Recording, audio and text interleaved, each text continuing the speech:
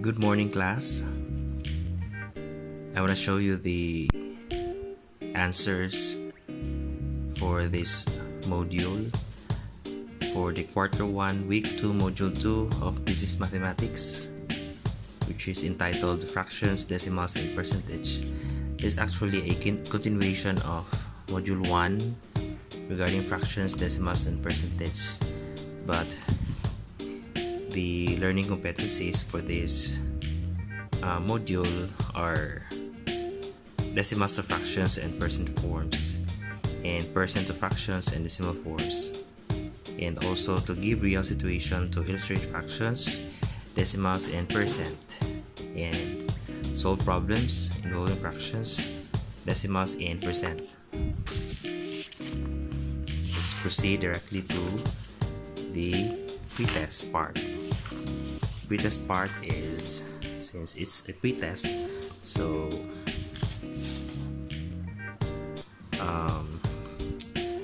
I presume that you already know about this from your previous mathematics subject in junior high school. So let us start your journey in learning more on decimal and percentage. I am sure you are ready and excited to answer the pretest. Smile and enjoy. So have you enjoyed or smiled while answering the pretest? Okay, number 1 is to draw a dot. Part 1 is to draw a dot on the number line based on what is being asked. So the given is 3.25, 3 as the starting point, then 4 as the ending point. Also between 3 and 4, which or where should a dot be placed? So 3.25 man siya. So arin mo ibutang sa between 2 and 3, since 0.25 is between 2 and 3. For number 2, since the given is 0.75, so from 0 to 1, whole number 1, so asa man mo ibutang ang dot, so it should be placed here between 7 and 8. For number 3, 9.50, so sorry for the typo errors made by this module. Since the numbers are not aligned to the marks, pero arin igunta ni siya 1, 2, 3, 4, and so on. So since ang given is 9.50, asa man mo ibutang ang dot, it should be placed here. Okay, 5. For number 4, 14.15, 14 and 15. So asa ibutang ang dot? Ani sa in between 1 and 2. Okay, for number 5, 5.05, so it's between 5 and 1. Decimals naman siya. Okay. Letter B, part 2, convert the following into percent. So sayo na ni kayo siya. So sa rule ane, move the decimal point twice to the left or right. To the right.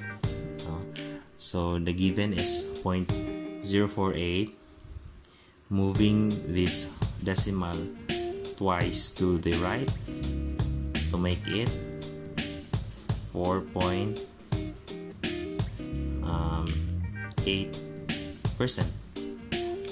or 4.80%. So daghang nangutana ko katong last time or previous nga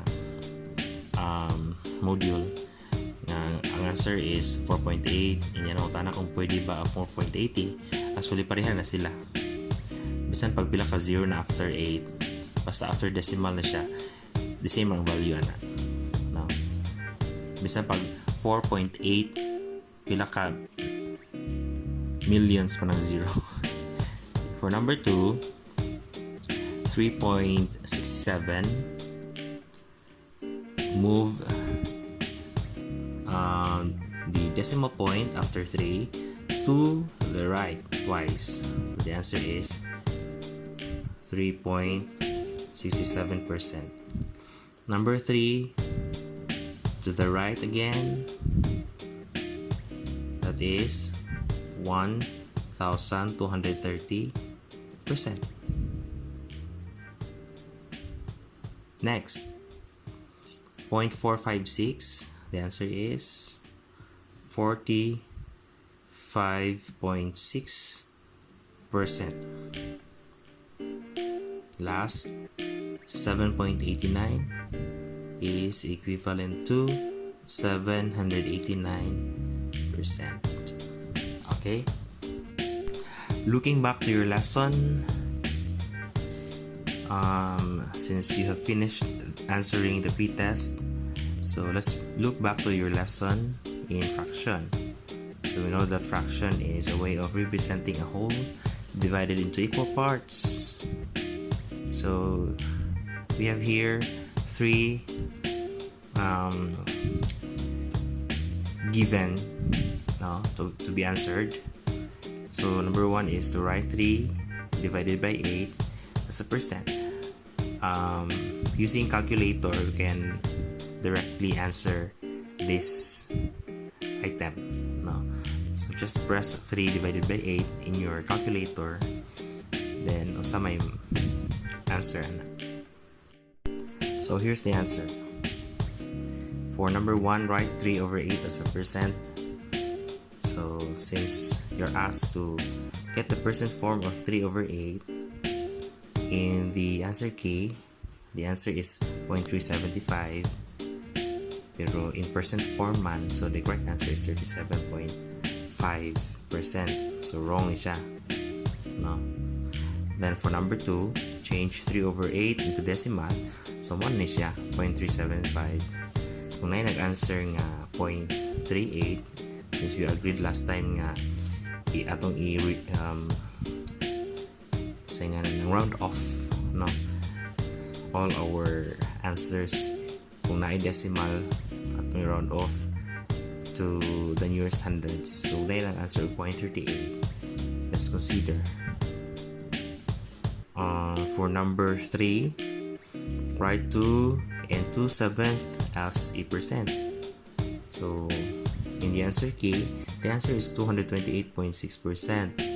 Pero atong mag-agreehan nga to the nearest hundreds, so di na dito sa nearest tens, no? 228.57 is the correct answer. For activity number 1, choose the letter of the correct answer. This is conversion of decimals to fractions. For number 1, change 0.35 to a reduced fraction. So 0.35 sa rule niya, kung asa lapit ang last digit, kung asa siya na fall, tens, hundreds, thousands, or so on, i-multiply nimo siya. No? So in this number or value 0.35, na fall mo siya sa naman siya sa hundreds, no? So multiply nimo 0.35 times 100, the answer is 35. So ang imuhang i-denominator is 100, no? Kay bali kuan magunta ni siya 0.35 divided by 1, no? Over 1 kay fraction man. So 1 times 100 is 100. So get the greatest common factor, the GCF of 35 and 100. Kay pwede pa mo siya ma-reduced, no? So the GCF is 5 over 5. I-divide mo sa 35 over 100. 35 divided by 5 is 7. 100 divided by 5 is 20. So the answer here is 7 over 20, letter A. Number 2, change 0.165 to a reduced fraction. Same, ang 5 is na siya sa thousands, no? So 1.165 times 1,000 is 165. Then 1 times 1,000 is 1,000. The greatest common factor is 5 over 5. Then 165 divided by 5 is 33. 1000 divided by 5 is 200. The answer is letter C. Number 3, change 0.3 to a reduced fraction. So since 0.3 is in tenths, no? 3.3 times 10 is 3.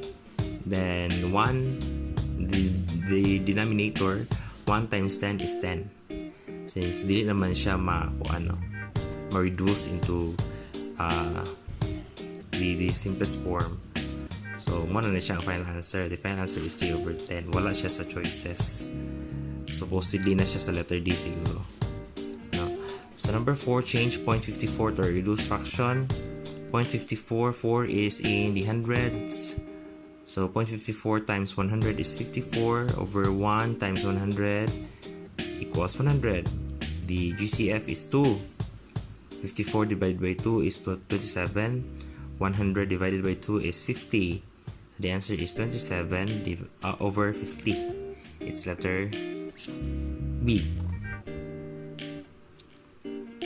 For number 5, last number for activity number 1. Change 1.24 to a reduced fraction. Still, ang number 4 is in tenths. No? Hundreds. So, i-multiply nyo ang 1.24 into 100 equals 124. Then, the denominator is 100. Ang iyahang GCF is 4. 4 over 4. So, 124 divided by 4 is 31. Then, 100 divided by 4 is 25. Since mixed form man siya, so ato ni siya i-convert into improper fraction man siya, so ato siya i-convert into a mixed form. No? Ang answer is 1 and 6 over 25. Ganong 1 and 6 over 25 kay 31.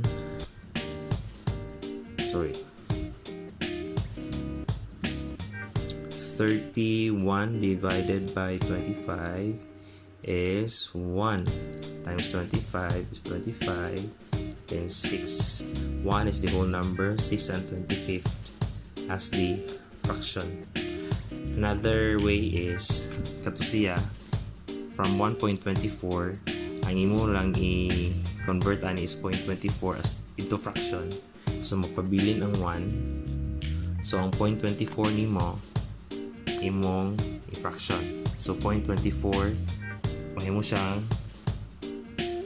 pila man 0.24 times 100. So 24 24 over 100. So 24 divided by, or what is the GCF for, so 1 and sa may GCF sa 24 and 100 sa 4. 24 divided by 4 is 6 and 100 divided by 4 is 25. Same answer as this. What's the choices ang answer? For activity number 2, choose the letter of the correct answer. Write 0.55 as a percent. So this is very easy part. So 0.55 saan pag-convert into percent, just move the decimal point twice to the right. So from 0.55 going to the right, the answer is 55%. Okay. Number 2, 0.341 as a percent. Move this decimal point to the right to make it 34.1%. Letter D. Number 3, write 7 as a percent. So we cannot see any decimal point because this is a whole number. So automatically ang iyang decimal point is after the whole number. So 7. Pwede rin po na siya o 7.0, no? 7.0. So move this decimal point to the right twice. The answer is 700%. Letter A. Number 4, 5.67 is a percent. 5. Then from 0.6 twice to the right. So the answer is 567%. Last number for this activity is number 5, right? 0.0506 as a percent. The answer is 5.06%, letter D. Now let's proceed to the next activity. Okay, this part. Now, first part is to find the rate. What is the formula in finding the rate? R is equal to P over B. From the original formula nga P, B, R. No? So R is equal to P over B. Number 1. What percent of 18 is 3? So what is the answer? So from the formula P over B, so your percentage here is 3, then your base is 18. So 3 over 18. So 3 over 18 or 3 divided by 18 is equal to 16.67%. Into percent na ang final answer. Then 30 is what percent of 240? The percentage here is 30. Then 240 is the base. So 30 divided by 240 is equal to 12.5%. Then 5 is what percent of 60? Is 8.33%. 110 is 20 is what percent of 20 is 18. 90%. What percent of 110 is 60? The answer is 54.55%. For letter B of this activity, we have to find the base. So from this original formula, we can create the formula and getting the base, which is B is equal to P over R. Okay, P over R. So maklaro man sa given or sa question kung asa ang percentage and rate. Kaya ang rate ng daan is katong naay percentage sign or percent sign. Ang percentage is walay percent sign. No, kay kuan man na siya. Or pag answer nimo sa may percentage nimo given the percent or the rate and your base. Okay. So for number 1, 6% of what number is 90? So P is 90.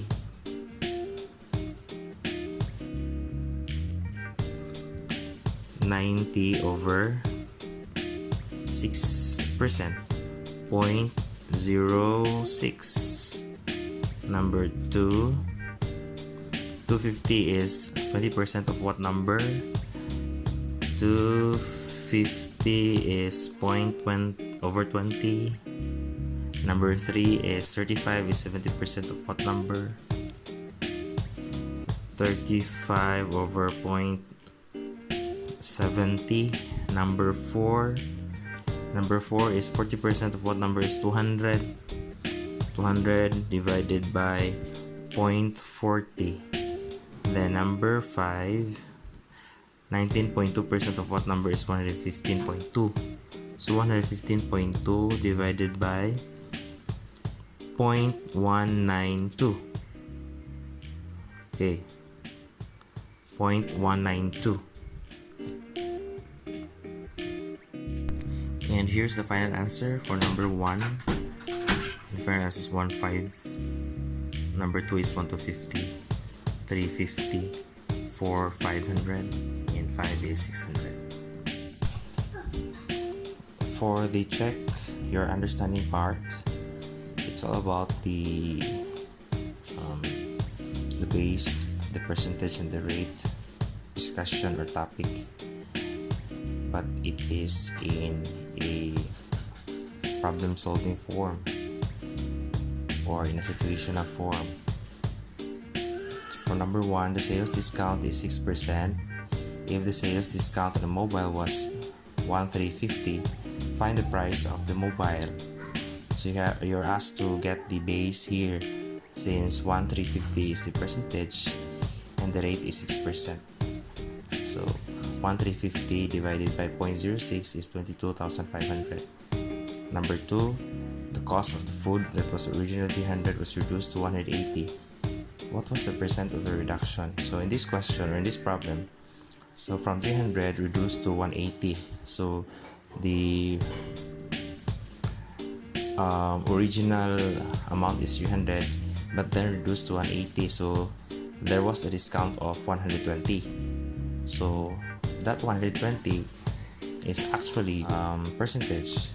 Then 300 is your base. Now R is equal to PB man siya. P over B. So 120 divided by 300 is equal to 0.4. But you are asked to get the percent. Now, so the final answer is 40%. So number 3, last August, the Martin family paid 75 pesos for homeowners association fee. In February, they paid 54. What is the percent of the decrease? So how much is the decrease from 75 to 54? It's 21.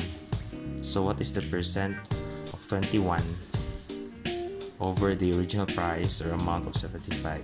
So 21 divided by 75 is 0.28. Then the final answer is 28% in percent form. For number 4, a railroad inspector inspects 360 rail cars. If 95% passed, how many cars passed the inspection? So based on the formula, sa beginning, B is equal to P over R. So in order to get P, you have to multiply B and R, right? Now, mo man original dyan nga formula ni P, B, R. So just multiply directly 360 to 95% or 0.95. So you will now get the answer 342. Last question for number 5 for this activity. Check your understanding. Number 5, an instructor announced that 25% of the students received an A on the last test. If 8 students received an A, how many students took the test? So klaro kaayo nga gipangitaan is the base. So out of 8 students nga naka-receive og A, pila man gyud ka students ang ni take sa test or exam. So P over R. So percentage is 8, the rate is 25%. 8 divided by 0.25 is 32. For the last activity of this module, the post-test, solve the following problems. Number 1, if 58 out of 100 students in a school are boys, then write the decimal for the part of the school that consists of boys. So you have to get the decimal form for the part of the school that consists of boys. Since 58 are boys out of 100, so just divide directly 58 to 100 over 100. 58 divided by 100 is 0.58. Sa answer key, the answer is 58%. Pero ang gipangita is in a decimal format. So the correct answer is 0.58. Number 2, in a fruit survey, 300 children choose their favorite fruit. Out of apples, bananas, and watermelon, 38 chose apples, 28 chose bananas. How many children chose watermelon? So 38%. Add 38% for the apples, 28% for bananas. So the question here is how many children chose watermelon? But the first thing to do is to determine the percent for how many percent ang watermelon out of 300 children nga ni chose og favorite fruit, no? So pila man ka percent ang watermelon? just add 38 and 28. Then to get the 100%, saman i-minus ninyo ang answer. So ato na ni tinamban na ni kayo. No, 38 and 28 is pila man? 64 no, 66. So ang answer ninyo sa 28 and 38% and 28, i-minus ninyo sa 100 to get the percent sa watermelon, no? So answer is 34% for watermelon. Yung pangutan na pila man ang 34% sa total number of children. Since there are 300 times 0.34 is 102. Last number, a shop sells 140 chocolate, vanilla, and strawberry ice creams. 41% of the ice creams sold are vanilla, and 54% are strawberry. How many chocolate ice creams sold? So same with number 2, you have to add all these percents or these rates. 41 and 24, then ninyo i-minus sa 100%. No? Then the answer is pila? 35%. To make it 100%, then i-multiply nyo ang 35.35 sa total number of ice cream sold, which is 140. 0.35 times 140 is 49. That's all. Thank you and God bless.